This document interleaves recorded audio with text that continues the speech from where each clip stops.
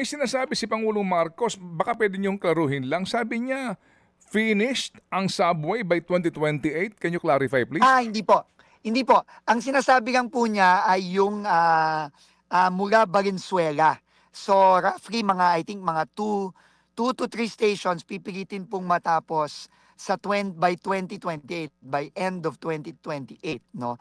Pero yung buong linya po hanggang mula Valenzuela hanggang NAIA 3, ano po yan, ang estimate po natin ay 2032 pa, yang buong linya. So, yun lang pong partial na yon, no? Yung segment na yon ang sinasabi ni Pangulong Marcos. Opo. So, Na pipilitin natin na ang utos niya ay pilitin hanggang 2028 po.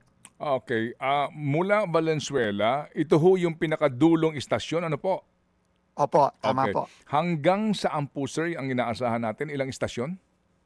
Mga tatlo po ang stasyon na pinipilit natin, no, na matapos mula Valenzuela hanggang I think Anonas po ata o Aguinaldo. I will double check Kuya Ted, no.